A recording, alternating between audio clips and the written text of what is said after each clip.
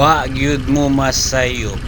Sumao na po ni RS Honda RS125 with a color combination of gray and decals of red and white.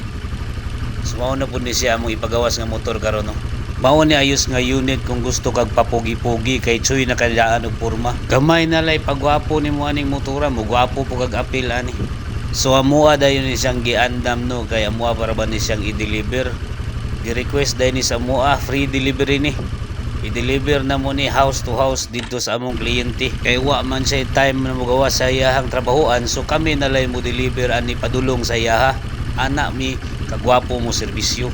Gina-value gid na mo diri ang oras sa among kliyente o customer nga dili pud siya mahasol ug dili pud namo siya nga madisturbo sa iyahang oras pang trabaho.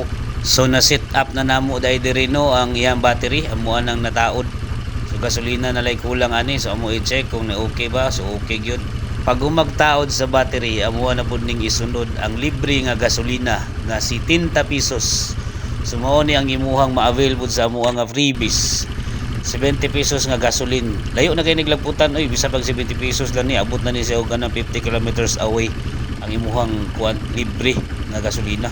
So pag umagbutan sa gasolina na, so ato na ning i-try ato sa ni siyang i-kick para musaka ang gasolina dito siyang iyahang engine para pud nga dali lang siya moandar unya ato siyang i-start. So ato na ni siyang i-start no para ma-test nato ang iyahang tingog ug ang iyahang electricity. Niandar gid siya. Siga diri sa automatic na siya muon ang suga pag ma-okay na ang battery. Siga na siya dito.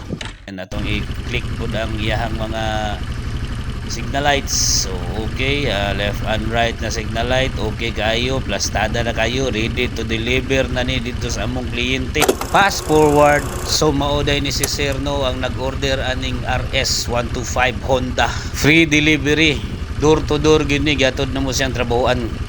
So among gi-explain sa iya o gipakita nga mao ni among unit nga gi-deliver sa iya RS Honda color black gray with the decals of ingani.